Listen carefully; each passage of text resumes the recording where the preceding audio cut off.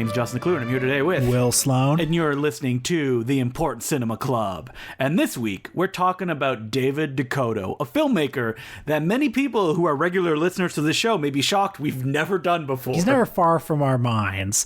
He is the director of such films as Creepazoids, Sorority Babes and the SLIMEBALL BOWL-O-RAMA, Nightmare Sisters, Beach Babes from Beyond, Test Tube Teens from the year 2000, and of course, A Talking Cat? Which is probably the thing that made him the most famous in the sense of people were talking about his movie because it became a bad movie classic. Even though that the other films that he made, I believe, that year, like An Easter Puppy, did not get the same attention that A Talking Cat did. Didn't he have a Halloween Horse as well? Well, A Talking Cat was a perfect confluence of factors, right? I mean, I think more than anything, it was the special effects of the cat talking. Oh my God, yes. Coupled with the fact that the cat was voiced by Eric Roberts. David Decoteau just showed up and he forgot his microphone, so used the microphone on whatever camera he was holding in his hands. More on that movie later, but David Decoteau has 176 directing credits on IMDb as of today. And I've only seen a small fraction of those movies. I've only liked a smaller fraction, but nevertheless, I love David Decoteau. I think you feel the same. I love David Decoteau. And if people are wondering, wait, if you say you don't like most of his movies, then why do you love him so much? I think that it all started when I listened to the commentary for a little movie called Puppet Master 3, Toulon's Revenge. It was a David Decoteau film that he made for Full Moon, and we'll probably talk about this a little bit more because he was one of the main directors there.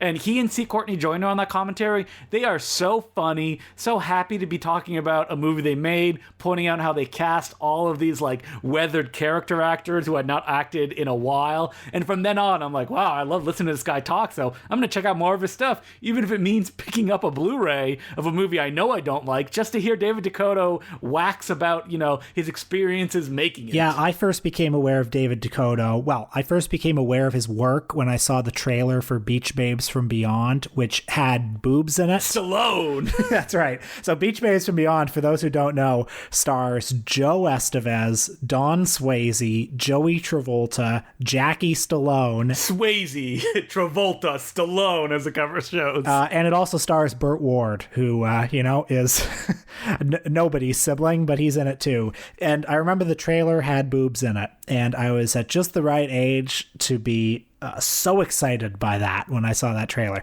But I first became aware of David Decoteau as a person, as a personality, because he did a bunch of DVD commentaries for Ed Wood movies. That's right, on the Box of Wood DVD set. Yeah, so I mean, this is a guy who's after my own heart, and when you look at David Decoteau's career, he started in the movie industry in the early 1980s, directed his first movie in 1984, and since then he has weathered every change in the exploitation direct-to-video marketplace. We should talk that he started at the bottom directing pornography. He directed pornography, and before he did that, he was a production assistant for Roger Corman in the early 1980s. He was working alongside James Cameron and the likes at the New World Pictures lot in 1980 when he was 18 years old. He's credited as being working craft services on Escape from New York, Tough Turf, and he was also a PA on the Wim Wenders film, The State of Things, because Roger Corman has a cameo in that picture. His best known movies, aside from A Talking Cat, are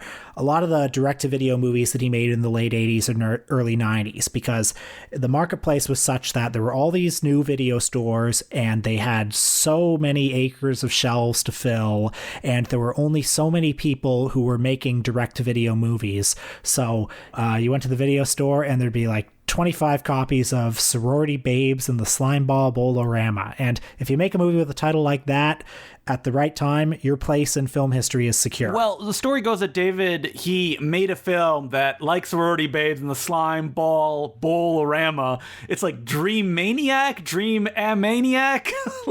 It's one of those real tongue twisters. And he shot it himself, and he sold it to Wizard Video as a video premiere, and it made a bunch of money. And from there, he became kind of like Charles Band's main go-to guy. That if there was any job that seemed impossible, that could only be be done in a couple of days. You gave it to David, and he would be able to turn it around and have something ready to go. This is what's important to know about David Decoteau in terms of what his talents were and why he was able to and continues to be able to flourish for so long against every change in the industry as things have gotten harder and harder and less hospitable to filmmakers like him as the marketplace has just been glutted with more and more content. He can make a presentable product in a very short amount of time for a very small amount of money. And as we'll talk about, in his last decade of filmmaking, he decided, I'm going to get rid of basically producers, anything that was weighing me down before, and I'm just going to follow my passions, which are shirtless, hunky men, and that's what I'll film, and that's what I'm going to put out onto the market. But that came later, because earlier on, he was given what people wanted, which was naked women on screen, and boy, did he do that a lot. Yeah, so I watched 2 films from his golden period this week. I watched, I think, his second mainstream film, Creepazoids from 1987. You've seen that one, right? I'm sorry, Will. Yeah, you told me you were watching it, and I was like, good luck to you. Yeah, I don't know. I wasn't sure whether I should watch something from later on or earlier on, and I thought, that's the iconic period of his career. I felt I should just better freshen myself up on it a bit. It's got an amazing poster. That's what I think most people remember about it. Amazing poster. It's also 72 minutes long, which, if you're on Tubi, and that is where you find the David Decoteau movies, that's the one I'm going to watch because it's 72 minutes. I'll just briefly say Creepazoids is a ripoff of Alien. It mostly takes place it's set in a warehouse, or it's shot in a warehouse. Kind of follows the beats of the Alien plot, but very boring. Oh, so dull. Minimal forward momentum. Linnea Quigley, the great scream queen who's in so many of his movies, is in it. And 15 minutes in, she says, I'm going to take a shower. And I'm like, of course you are, because you take a shower in every movie you've ever been in. And I think that's terrific. So there's that, and there's also some funny, rubbery gore effects. Yeah, at the end, there's an evil baby monster that shows up and starts attacking people. You can get fun, rubbery gore effects anywhere, though. The thing is that David Decoteau, he never seemed interested in the gore punchline of his films, and I think that kind of hurts it if you're looking for those conventional thrills, because the other famous movie that he made, Sorority Babes, the year after Creepazoids, it seems to be missing that gory punch that you would expect from a film like that. Yeah, I'm pretty sure this was my second time seeing Sorority Babes in the SLIMEBALL BOWL-O-RAMA from 1988. I wish I liked it more. What can I say? The plot is about a sorority is initiating a bunch of new students, and some boys get involved, and it ends with them in a bowling alley where they release a little imp who loves to tell puns and jokes and also grants evil wishes. Yeah, that imp, he's a little puppet, and he's a bit of a Chucky type, he's a bit of a rascal. There's a ridiculously long documentary that's just behind the scenes footage on the Blu-ray, and you can listen to it with commentary with David Decoteau, and he talks about all the imp was shot in the tiny offices that they had in the corner because they just needed the black wall and you could have the little puppet moving, because they did not shoot that during the main production of the film. I mean, that's what you want. Forget about the movie. Watch the hour and a half of behind the scenes footage. I would rather spend time on the set of this movie than watch it. I think that David said that after this movie, he decided, I will not drink on sets anymore because it makes making the movies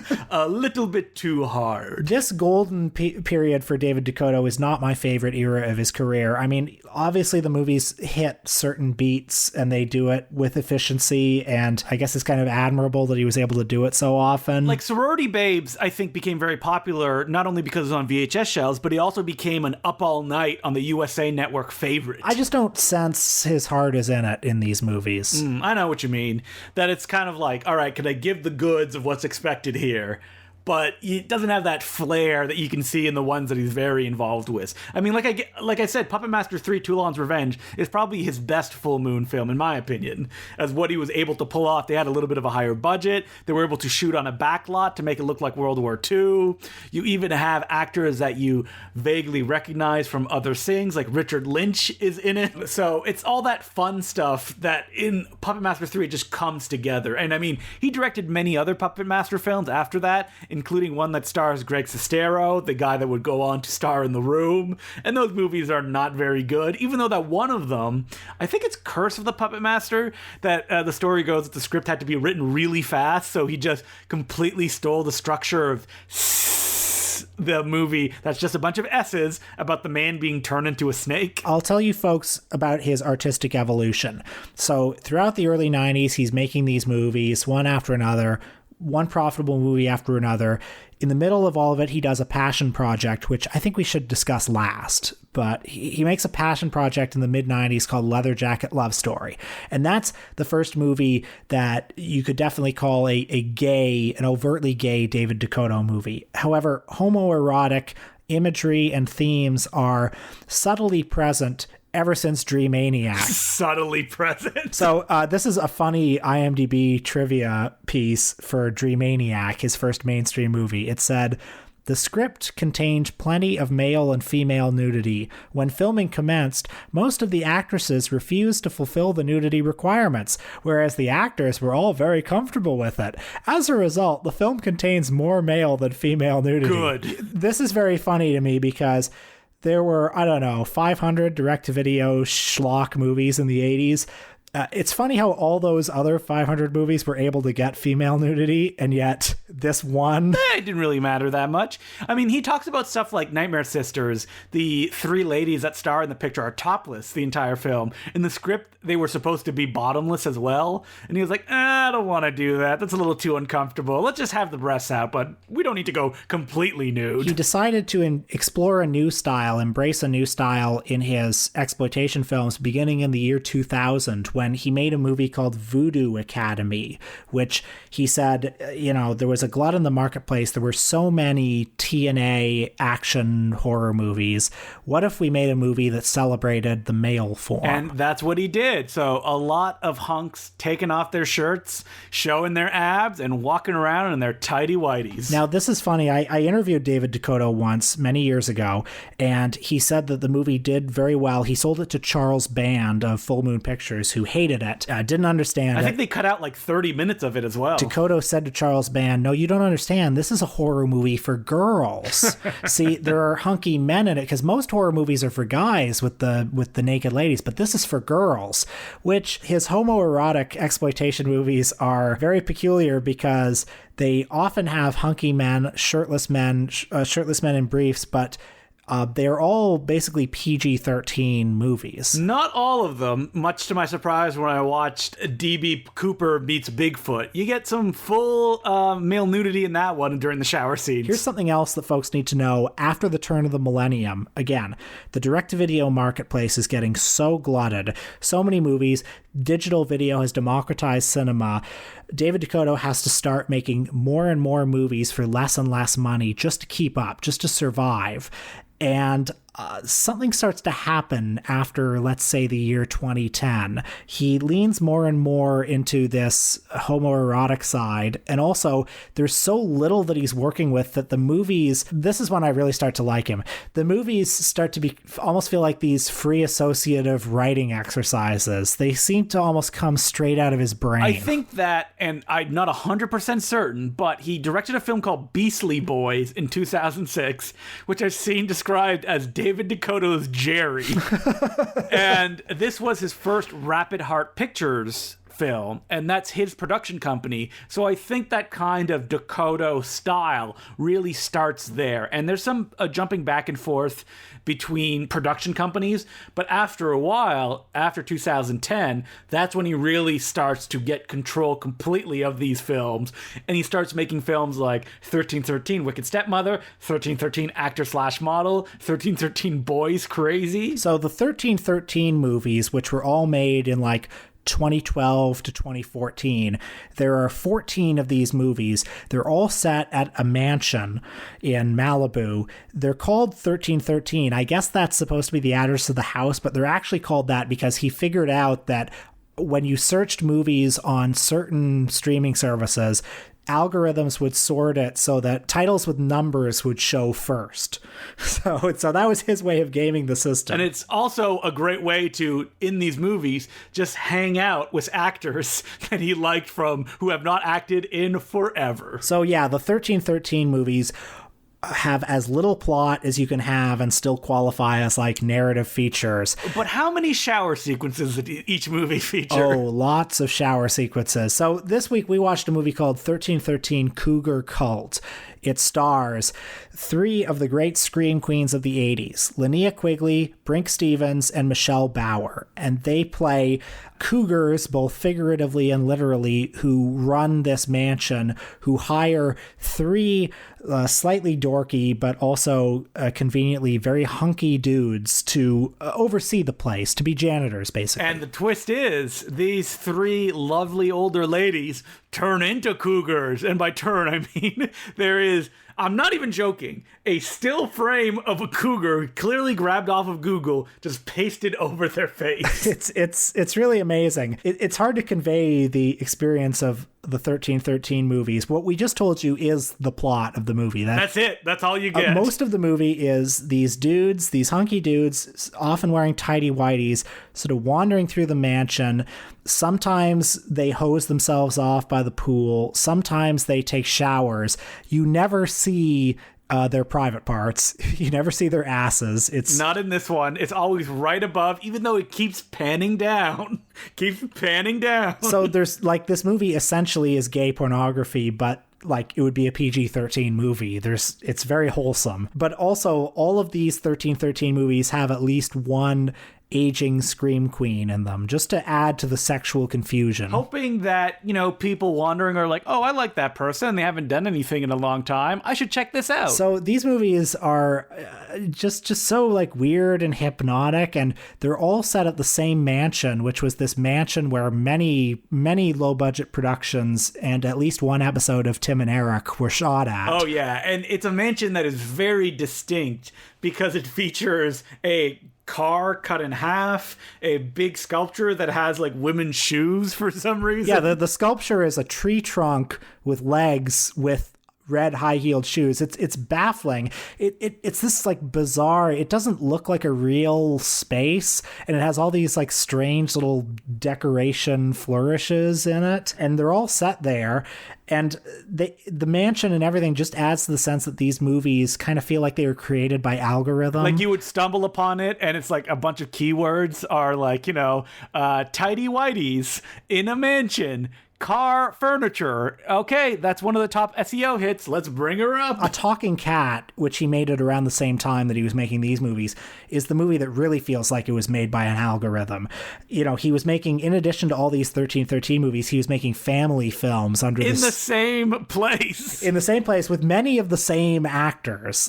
So A Talking Cat stars Johnny, I forget what his name is, but Johnny Whitaker. Johnny Whitaker, who was like a child star in the 60s. A famous child star because he was like in a bunch of TV shows. He was in A Family Affair. I think that was his big TV show. And it also stars Christine DeBelle, who was in the X-rated Alice in Wonderland from the 70s, and with our man Jackie Chan in Battle Creek Brawl in 1980. That's right. She's the leading lady in that film. And then she retired for 20 years to raise kids. She had not acted since 1990, and her rollback was 1313 Night of the Widow. And this is why I really love David Decoteau, because I mentioned her to him, and he said, oh yeah, she just wanted to get back into acting, and so she sent her resume to a bunch of places. And I called her and I said, are you Christine DeBelle? You're a star. I want you in my movie. And she's like, you know who I am? How can you not love David Decoteau for being like that? Well, he's not casting DeBelle because he thinks it will lead to more people renting the movie other than me and you. Like, he's doing it because he just wants to talk to her on set and get a chance to work with her. That's what he finds really exciting about it. So then what's also fun about A Talking Cat, in addition to everything else we said, is that it has some like twinky young men in it, like in the pool. So it's also got this weird, like, porny, homoerotic vibe to it. Yeah, I mean, it's all so beautiful and straight from David Decoteau's head. Can you imagine being a child and watching this movie? What would you make of it? Yeah, and there are just so many strange scenes in it. So many scenes that look like they were assembled by algorithm. I don't know how better to describe it. And he's making this movie at the same time that he's making the 1313 movies and just all sorts of other movies. He's making, something like 15 movies a year, maybe even more, and they all just blur together. They're like this one long waking dream. At that point, this is a filmography that is Jess Franco-esque in its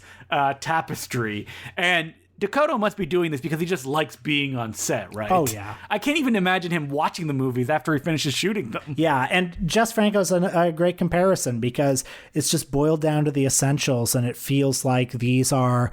Obviously, Decoteau is making movies he thinks he can sell. It's like... There's a market for family movies right now, so I'm going to make family movies. But that's all it is. It's just the genre that's selling, the genre and certain of the poster art. And so everything else is just coming straight from his brain. And he said that he likes making those rapid heart movies because he can wake up, have an idea for a movie that he wants to make, and then like in a week he's shooting it and he's done the week after that, a week of post, and then he's finished. He puts it out into the world. He seemingly has connections that they know what streaming services they could go on, and that's it. He's making enough money in return to continually making it, and it's just a day job like any other day job would be. Now, whenever I check David Decoteau's IMDb page, it's always an adventure. You can check every 6 months and just find out what's happening in the world of exploitation film. What are the movies that low-level distributors are buying right now? He is one of many exploitation directors from the 80s who now have made a bunch of like Hallmark or Hallmark adjacent Christmas movies. Now, you say a bunch. Don't you mean like 100 Hallmark adjacent Christmas movies? Let's see. There's A Christmas Cruise, My Christmas Grandpa, A Royal Christmas Ball, A Runaway Christmas Bride. Those are all from 2017. Delivering Christmas. And he got into the wrong franchise, the wrong Valentine, the wrong Prince Charming, the wrong Mr. Right, the wrong fiance, the wrong real estate agent, the wrong cheerleader coach, the wrong stepfather, the wrong wedding planner, the wrong house sitter. I'm not even halfway through yet. Those are all Vivica A. Fox movies, I think. Yeah, he's best pals with Vivica A. Fox, seemingly. And like even just recently in 2021, he did a pretty big miniseries that starred her called Keeping Up with the Joneses. That was like a Lifetime movie, and it looks like a pretty big budget for this kind of stuff, too. Oh, yeah, I'm looking at the poster for it now, and this looks actually legit, unlike, some of the other Decoteau movies. Like he's like worked up in the Lifetime movie ranks that he seems like an auteur there, that he can do whatever he wants. But I think we owe it to everyone to talk about some of David Decoteau's passion projects, some of David Decoteau's One For Me movies. In 1997, he decided to make an art film. He decided to make a movie that was personal to him, a gay love story called Leather Jacket Love Story. This is the only one of his movies that played on the festival circuit, the only movie to get an art house release, and according to him, the only one of his movies to lose money. Well, I don't know about that, but, let's take his word for it. And the film, when you hear that it's a 1 for David Decoteau, you would expect that it'd be like a tortured or heavily dramatic film. Nope. It's the kind of hangout movies that were made on the independent scene in the late 90s, and it's just a very matter-of-fact love story about a young kid who's moved to a different neighborhood of Los Angeles, Silver Lake, and he meets a hunk, and they have a 24-hour whirlwind relationship. That's right. It's a twink meets hunk romance, as its poster says. As Variety says on the poster. The older guy is a little bit damaged. He's into short, disposable relationships. The younger guy is a real puppy dog. He's probably never had a real relationship before. And I like this movie quite a bit. I found it super charming. Oh, yeah. It's like charming and really slight in a good way. But also you can tell that David Decoteau showed up and he's like, all right, I got a bunch of directorial ideas. I'm going to shoot in multiple locations. Like, he's committed to this movie. You don't get the sense of the muscles that he built up shooting like little 5-day projects, because he's right into Leather Jacket Love Story and making it work in a way that is not oppressive. Like, you don't feel like he's going, this is my only chance to do this. Well, yeah, it's not urgent at all. It's not weighty at all. It's this very light romantic comedy, and it has a nice sense of mood, a nice sense of atmosphere. It's set in, the gay district of LA, and a lot of it just takes place in cafes and clubs and poetry readings. It feels very lived in. It's full of colorful characters. The best of them is an older gay poet, a real ham, who's played by the great Nicholas Worth. Nicholas Worth is the best. People would know him as the killer in Don't Answer the Phone. That's right. Also as Paulie in Darkman, the Sam Raimi film. He's a big, bald guy. Yeah, I mean, he's so fucking good in Don't Answer the Phone, and he's great here, too. Because he's always the heavy in movies. And here he's just like a very charming ham, pretty much, that is kind of the mentor for the protagonist of the film. One of the things that I liked about Leather Jacket Love Story is that the gay element, while it is like very prevalent and in your face, you get the sense of like, oh, this is very lived in as well. There is no, other than one scene, conflict about these characters' lives. In fact, like the protagonist, his mother and grandmother see him on his way and they're like, all right, remember, use condoms if you do anything. I read the review that the Schlock Pit wrote, and they point out how sort of unusual it is in this time to have a gay movie that's not either like an issue movie like Philadelphia or something that's transgressive like John Waters or Bruce LaBruce, or like a movie that just feels like a normal romantic comedy, but it's gay and it's very matter of fact about it. There's a conscious feeling of like, all right, let's show all of these details that are part of these characters' everyday lives without making a big deal about it. And even if you watch it now, it's like, oh yeah, this feels really fresh. It doesn't feel tired. And it's a real shame that he was not able to make more movies like this, and that he considered it was kind of like a financial failure and it didn't get the artistic attention I think he was hoping for. So he kind of just went on his merry way with what he was doing before. Well, it needs to be reclaimed, and let's get the ball rolling, folks. It really feels like a company like Altered Innocence. This is the kind of movies they're looking to pick up, remaster, and put out on Blu-ray. And I bet he would do a good commentary. Oh, he would do a great commentary, I'm sure. Now, more recently, he did another sort of one for me, although a less obvious one for me than this, called Shock 'Em Dead. You watched that one. Yeah, I was interested in this one because I heard him talk about that this was a movie that he just really wanted to make, but he wanted to do it correctly. Because it was a script written by Barry Sandler, who's most famous for writing Crimes of Passion. He did a bunch of Agatha Christie adaptations. And finally, they got the funding by making it an all-black cast movie. And it's a delight because the guy's script is just all one-liners. So even though it is shot in the same mansion that all of these movies are shot in, you can feel the actors are up on their game and the dialogue is going all over the place. It's goofy, it moves fast, and it just shows that like, oh, David Decoteau has it in him if he has a script that he believes in, but because he's moving so fast, that doesn't really happen, because you get more of the stream of consciousness thing that, Will, you mentioned that you love so much. The question is, like, does David Decoteau have another Leather Jacket Love Story in him? Has it been too long?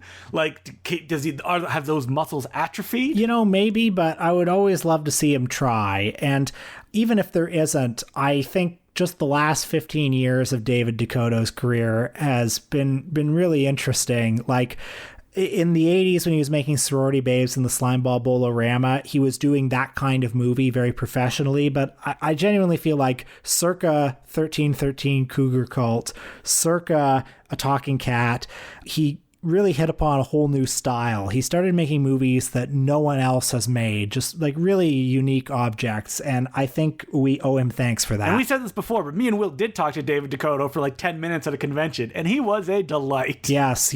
I still have the sheet that he gave me where he made like an old poster as if you were going to a movie theater, and it showed all the new movies coming out, but it was all of his movies, and he was just so excited to hand it to us. He's like, I just love doing this, making it look like it's an old grindhouse theater or something like that. And hey, if you want to read a really good interview with him, you should check out our book, The Important Cinema Club Journal. Well, we've been talking kind of around him. What are the ones that we would recommend people to check out if they wanted to, get the Decoteau feeling. I think one that doesn't get talked about that much because it's not a horror film, but it is a picture from that kind of like golden period, is called I Was a Teenage Sex Mutant, or Dr. Alien, and it's him working in like the goofy sex comedy genre. It came out in 1989. It's filled with a bunch of special effects, and it's just really fun and goofy, and you can feel that his heart was in it. I believe it was an Empire Pictures film, Charles Band's company, and yeah, that one's a lot of fun. So if people want to check out David Decoteau in his like shooting on film period, check out Dr. Alien. I do recommend people check out Nightmare Sisters. Well, I gave it 1.5 stars on Letterboxd when I saw it in like 2017, but it's grown in my estimation since then. Obviously an appallingly poor piece of filmmaking, but on the other hand, it's just a great hangout movie with your 3 favorite scream queens, all of whom are having a lot of fun. And there's a whole period too where he did Torchlight films for Charles Band, which are all these like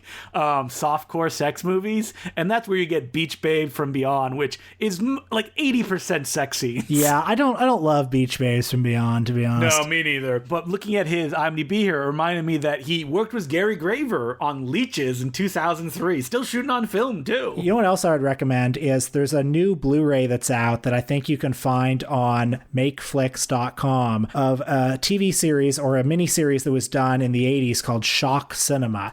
It's hosted by Brink Stevens, and it's just a couple of episodes of interviews with the people who were making these exploitation films, these direct-to-video exploitation movies in the 80s. So Decoteau, Fred Olen Ray, Charles Band, Scott Spiegel, a bunch of other people are interviewed in it. And it's just a great time capsule of what it was like at the time and the way they worked and the way they thought of themselves. And probably more fun to watch than a lot of the movies. So that documentary was actually shot by J.R. Bookwalter, and David Decoteau was one of Bookwalter's champions as like a funding source for his early films. He produced Robot Ninja, and he infamously produced a bunch of films that David Decoteau had found the secret that you could pre-sell movies. So you could sell a movie as like Humanoid from the Abyss, and you make some crazy cover art for it, or Kingdom of the Vampires, and he would sell it to video stores, and based on the number of copies he would sell, he would then turn to J.R. Bookwalter and say, all right, now make me a movie that I can then put on this videotape. You have this date to deliver it by because we have this many sales. And what's great about that deal is that the amount of money was paltry to start, and it dropped and dropped and dropped until the last one, I believe, was made for $500 and lasts only an hour long, and it ends with the whole thing falling apart and admitting it's a movie, and they're like, we don't have a climax. All right, roll the credits. So as you can see, 170 odd movies, lots to discover in there. And if you go with our recommendations, and more importantly, if you listen to a director's commentary or see an interview with him, you will become a David Decoteau fan for life too. So as per usual, you can send us letters at importantcineclubpodcast@gmail.com. And our first letter is from Eric J. And it goes, thanks for the podcast, Justin and Will. In 2015, the Motion Picture Editors Guild released their list of the 75 best edited films, and 21 of these were edited by women. Probably goes without saying that Thelma Schoonmaker is there a few times. Raging Bull was the guild's top pick. Marsha Lucas, who, as you mentioned last week's episode, cucked her husband George, is often credited with salvaging Star Wars in post-productions. I could spend all day listing the iconic movies on the list with iconic women editors, but I think that you get the idea. Compared to the boys' club that is the cinema as a whole, women are overrepresented in the editing room. Why is that? Have you read a history of the profession, and specifically the women who have excelled in it? The phenomenon seems to span an era and nation. C.C. DeMille's 40-year-long collaborator with Anne Bawkins, European auteur like Tarkovsky, Bergman, Truffaut, and Renoir, frequently worked with women editors. By way of comparison, a similar list was composed by the American Society of Cinematographers, and not one of the 100 best shots has a female cinematographer. Grim. Well, if I had to take a guess, it's because most of the men are in power, and it's very sexist, and there aren't many top women cinematographers because they are front-facing and are giving directions, which men bristle at because they don't like having to be bossed around by a woman, and an editor usually works alone or with a couple of assistants in a closed room, and it's a closed circuit when it comes to putting films together. I mean, that sounds dumb and obvious, but that's my guess of why that is. Yeah, and I mean, you know, traditionally, we all know that there has been a lot of systemic underrepresentation, systemic sexism in the film industry. Men have traditionally been the decision makers, and they're the ones who decide whose visions are the most valued, which directors' visions are the ones that they want to invest in. But editors aren't necessarily pitching their vision. They're not pitching their story ideas. They're there to facilitate a director's vision. So therefore, I guess it's more likely that women would flourish in a below-the-line position like that. But it's still a very creative one as well. Certainly. It's not always considered that because it's like, oh, editing, you just put the pictures together, right? But I mean, Anne V. Coates is the one who did that cut in Lawrence of Arabia from the match going off to the sun. That's her doing. Probably the most famous edit of all time. And I love the anecdote that Anne V. Coates, also the mother of Anthony Hickox, director of Waxworks 1 and 2. Oh, God. You know, this is why we love Justin, folks. The letter continues, to speak of editing more broadly, who are some of your favorite editors? What particular editing tricks do you love or hate? Albert Brooks' character in Modern Romance has to be the best depiction of an editor, right? And when are we getting those Alain René and Nicholas Roeg episodes? Their unique styles, meant to mimic the working of subjective memory, surely deserve your spotlight. Sorry for the long letter. I probably could have condensed it or edited it a bit better. Wink. The balcony is closed. Eric, hey, you don't get to say that. I would have trouble coming up with a favorite editor. I mean, I suppose the obvious answer would be Thelma Schoonmaker because, like, she's so famous. She's the editor that everyone mentions, and because those Scorsese movies are so well edited.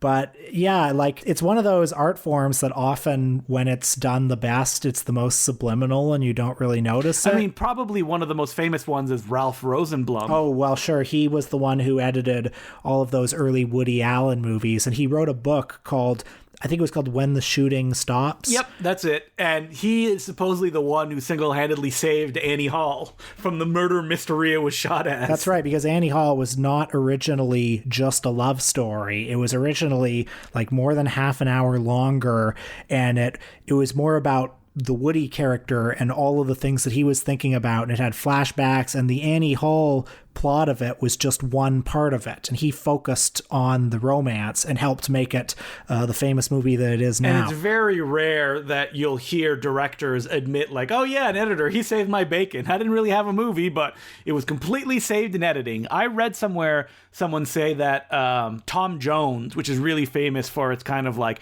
editing stuff, was saved by the editor, that the movie was not shot that way. Oh, I'll tell you who my favorite editor is, or one of them, and he's one of your favorite editors too. It's Bob Murawski. Oh, yeah. Bob Murawski, the leader of Grindhouse Films and the editor of Other Side of the Wind, Army of Darkness, and The Hurt Locker, which you won an Academy Award for, I believe. Yeah, we like Bob Murawski because he edited the unfinished films Gone with the Pope by Duke Mitchell and The Other Side of the Wind by Orson Welles, turning them into completed movies. And in the case of The Other Side of the Wind, really replicating and embodying a very complicated and dense editing style that Orson Welles had started before his death. I mean, one of my favorite editors is definitely Mary Ann Bernard, which is Steven Soderbergh's pseudonym in all of his movies. But yeah, it would be tough to do an episode about an editor because you don't know all of the stuff that they did because it should be invisible if they did their job correctly. You know, most people, they're like, oh, there's a lot of cuts in that movie, so it should get best editing, right? It's like, no, that's not how it works. Or, you know, if a movie's too long, that means it's poorly edited. Like, to talk about Thelma Schoonmaker again, you'll notice that in The Irishman, in the last half of the movie, particularly the whole section around the murder of Jimmy Hoffa, the editing slows to a crawl. The shots become much longer. The pace becomes much slower compared to the rest of the movie. And that's an example, like, the way that an editor can help shape the rhythm of a film is just as important as, like, whether they cut an hour out of it. Yeah, so it's one of those jobs that's almost impossible to know how involved someone was in it unless they write a tell-all book explaining how they saved the movie. Usually that doesn't happen in case the person wants to keep working. I would be interested in figuring out if there's a way we could do an episode on them, just like on The Craft. I think that editing is my favorite thing to do when I shoot stuff, but that's just because it's putting the pieces together. It's like a puzzle being put together.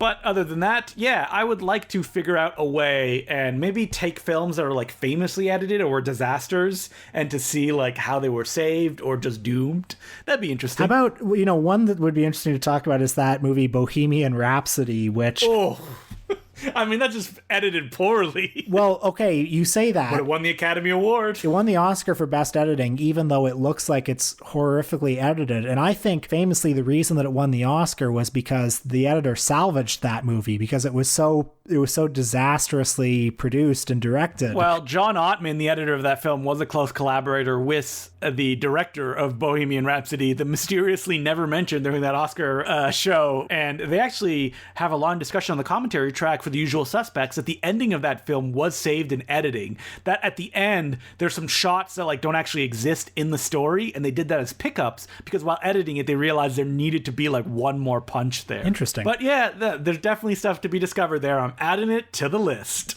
All right, as per usual, you can send us letters at importantcinemaclubpodcast@gmail.com. And what are we doing on our Patreon this week, Will? Woof, woof. Well, every now and then we like to talk about famous critics on the podcast, and on our Patreon this week, we're talking about the greatest critic of them all. That's right, the Video Hound. Yes, you may have seen it, I guess, at a bookstore if you wandered by in the video section. The gigantic, almost 2,000-page book, The Video Hound, Video Guide, Movie Guide, DVD Guide.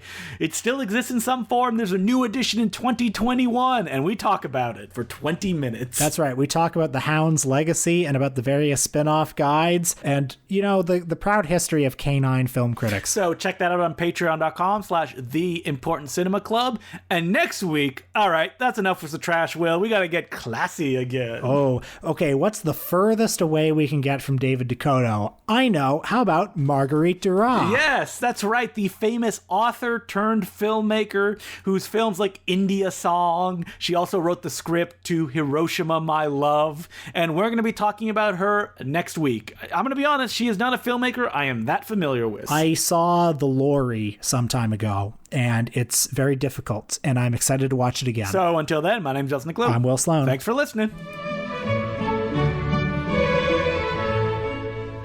We interrupt this program to thank some of our new Patreon subscribers, who include Digum13, Ben, Varen, Shane, Dimitri Kondigianis, John Freeman, Neil Macgiola Chumgale, Jack Kane, Aaron Picadesh, James Cullen, Michael Madonna, Louis, Theodore Hanush, Peter Brannon, Greg McDonald, Mabuse Cast, Darian Muhammad Abd Al-Aziz, Declan Harzum, Kufax Kropotkin, Kazar, Damian Twomey, Truman Meyer, Colin Bucky, Robbie Beck, Russi, Michael Spence, DLB, Kemble McClure, Alex Hardesty, Keenan Ashenfelter, Michael Cannon, and Roman Pesarov.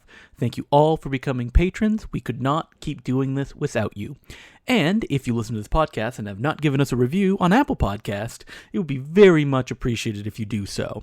The more reviews we get, the more attention that we get, and it also gives us more chances to get the guests that we would love to interview. So if you haven't done it, get on Apple Podcast, give us a review. It would be very much appreciated. And we now return you to your regular scheduled programming. I've been listening to a podcast. I just started listening to it. I'm on episode 2. It's called Download, The Rise and Fall of Harry Knowles and Ain't It Cool News. Oh, no!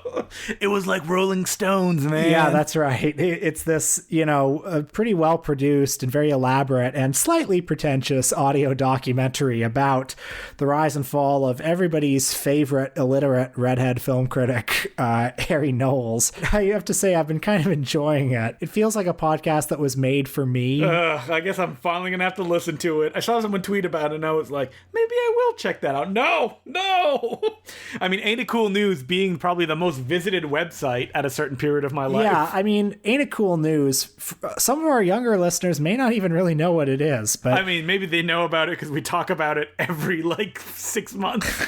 Yeah, Ain't It Cool News, which is still up there, was this early internet movie news and commentary website that was proudly, flagrantly unprofessional, and it was presided over by the head geek himself, Harry Knowles, who, you know, really made himself the Mickey Mouse of the website, and, you know, it had Hollywood quivering in its boots. It sounds like you're sarcastic, and he's not. Like, Hollywood was actually interested in what they said or wrote because of a few particular articles that went up. Right. So the website is sometimes credited, I think wrongly, with having sunk the movie Batman and Robin. I mean, the movie is what it is, though. Yeah, I mean, the word would have got out about Batman and Robin regardless, but apparently back before the internet, there were very strict embargoes in place for media outlets. But here was a website where somebody went to a test screening of Batman and Robin, and they just wrote a vitriolic review on the internet.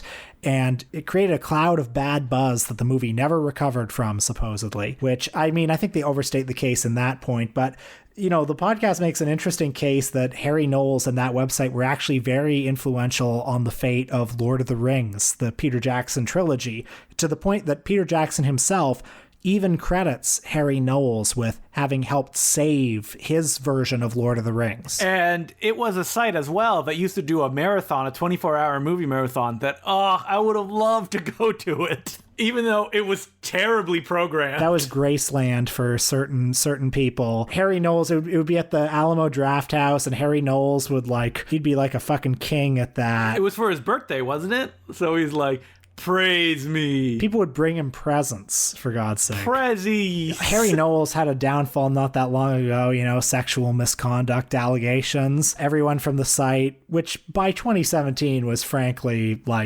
running on fumes. But it just goes to show that those sites don't really exist anymore. I was thinking of where's my movie review websites I can visit? I got nothing. And I don't want to have to read someone's Substack every day. It's Substack or Letterboxd, and I guess Twitter, I don't know, there are only 5 websites now. Yeah, that's the thing. The Dissolve, come back, please. Yeah, there's almost nothing. And one of the funny things about Ain't It Cool News was, it had Hollywood quivering in its boots, but then Hollywood found out, we can buy this guy so easily. So, it really did not last very long as a mover and shaker and an influencer. I mean, he had a book that was published by a big publisher. I had a copy somewhere at some point. Introduction by Mr. Quentin Tarantino himself. I remember there used to be a DVD column that Harry Knowles would write where he would just praise anything that was sent to him. And what was funny about that was that the talkbacks, which were the comment sections, were just filled with people being like, you fucking piece of shit, your DVD column's late. Where's your DVD column? Oh, yeah. Well, the talkbacks was kind of like a proto-Reddit. Oh, awful. Just a terrible place. I used to read that DVD column, too, because Harry Knowles was... he would really lay it all out there in his writing. Everything would be the best thing ever, and he would often, be very gross and sexually explicit in his writing when praising something. Oh, how have we not mentioned the infamous Blade 2 review at this point? Look it up, folks. You know it, you love it. Harry Knowles' review of Blade 2. Speaking of quivering. That DVD column, I gotta hand it to Harry Knowles. He really had seen a lot of movies, and you'd read that DVD column, and it didn't matter if it was, a silent film, a foreign film, a classic, or a direct-to-video movie or a blockbuster. He had kind words and somewhat informed words to say about all 5 bags of popcorn, everyone. Yeah, he was like if Greg Turkington actually knew about movies. And some say he's still out there walking the woods. I was just on his Twitter the other day. I couldn't believe it. Oh my God. He's just tweeting like a normal guy. Does he have followers or? Yeah, I think so. I mean, he was kicked out of the Austin Film Critics Society for, the unpleasantness, and probably kicked out of a lot of other things too. I don't think he's accredited media anymore. Oh my God, he has 50,000 followers. Christ almighty, that's... I should have more followers than Harry Knowles at this point. So should Justin. So yeah, get to work on that. Oh man, just looking at the people that follow him. Oh yeah, well these people probably followed him 10 years ago and then just haven't thought about it. Yeah, and they forgot that he was still on there.